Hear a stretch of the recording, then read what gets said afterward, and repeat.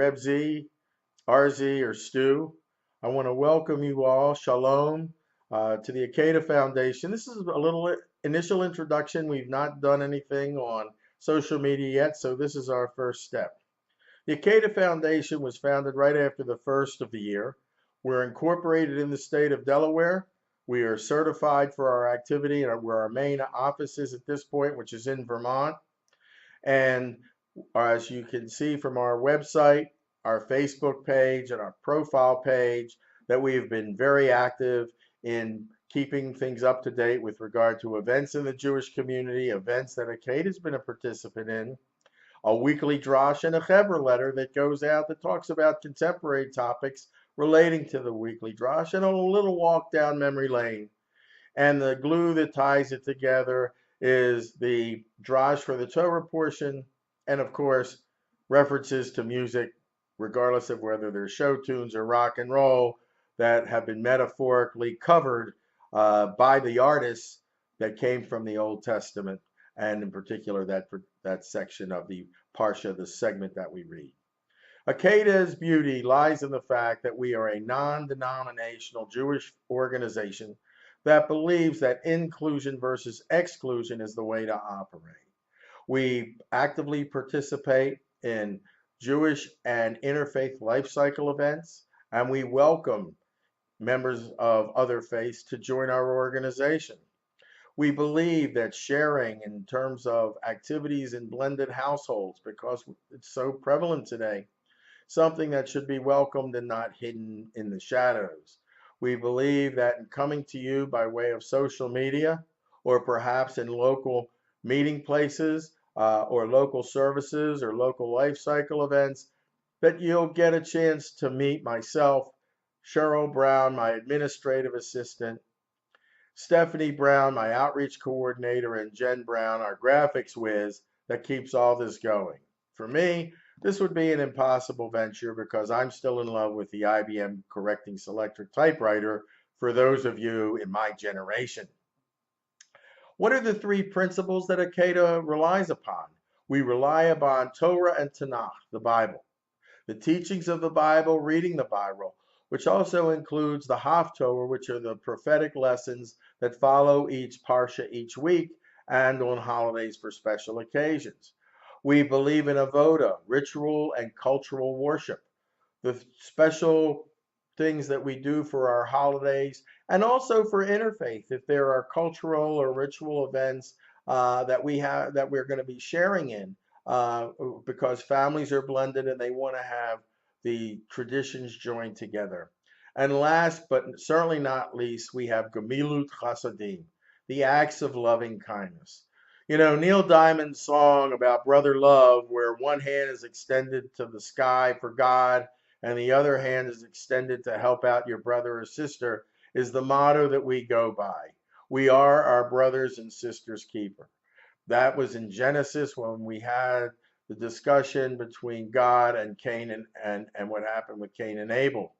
And I think it's very important that today's world, we are broader thinking, that we are not institutionalized, that we don't have to follow a party line from any kind of religious organization per se, but that we are an inclusive versus an exclusive bunch. So, if you're tired of the same old with regard to charities and foundations, if you're tired of the same old with regard to religious practice, cultural worship, having to watch what's being said or done because there's a hierarchy that a religious institution may have to answer to, or may not agree with their thinking, then come and check us out. We're on the web, we're on Facebook, we're on YouTube. Check us out. See if you like what's there. In the last week, we have had an incredible sign up of people internationally. Why? Because we are an outreach organization that is going to go internationally. We're going to be putting services on. So that way, if you can't get out, the services come to you. Maybe a weekday service, maybe an evening service, maybe a Shabbos service.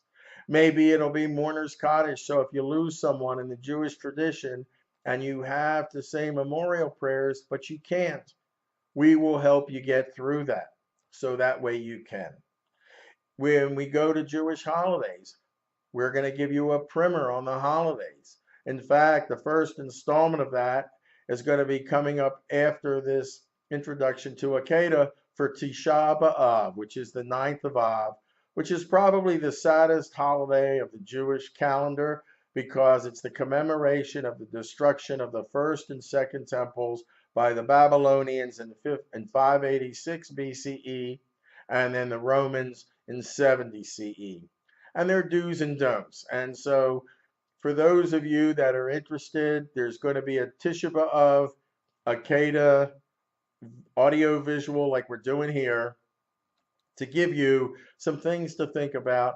And if you do have the time, read the book of Lamentations. It's only 5 chapters. It's kind of interesting because it's done in what we call alphabet form, alphabetical, by the Hebrew alphabet, each of the phrases. And it's Jeremiah's take on the disaster that is befalling the Jewish nation, the Israelite nation. And Echa, the book, it's called the Book of Echa. It means why or how. How did this happen? And so with this in mind, and as we start to head toward the high holiday season, I want to welcome you in. I want to wish all of you an enjoyable rest of the summer. And as you can see, I'm in a polo shirt. Why? We may live in Vermont, and everybody thinks it's in the ice age, but it is hot, it is humid, and if you're comfortable and you want to be able to take a moment and have self-reflective time, meditative time, or prayer, I'm not one that believes in wearing a uniform or having to go and be dressed a certain way in order to be able to accomplish what you want to accomplish ritually or spiritually. The last thing that I want to share with you is that one of the beauties of the AKEDA organization, which of course you know means the binding. We picked the name because the name is about unconditional faith. It's about Abraham's unconditional faith when told to sacrifice his only son, and that the angel from God came down and said, do not touch the boy, do not kill the boy. And from that point on, that AKEDA became the symbol of unconditional faith between man and God, and actually between man and fellow man. And Abraham was an interesting guy. That happened to be my bar mitzvah portion, which was the 4th book in the book of Genesis. And it was known as Vayera. And it opens up where 3 messengers come to visit Abraham. And they had 3 distinct reasons. But one of the things that happened during the visit was it was Abraham's tent ministry. He offered lodging and food to the 3 strangers who were messengers of God if they would pray with him.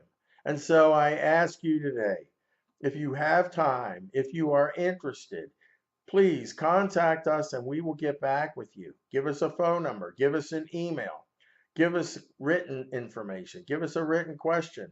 My staff or myself will get back to you. If you need to talk to me personally, you leave a number, you give me some dates and times on when it will be convenient to call, you will get a call. If you want to come see me personally, we'll make the arrangements so you can come see me personally. If you need me to come to you, I will come to you.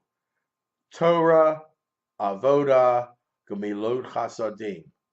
It is more than a lifestyle. It is a way of life spiritually.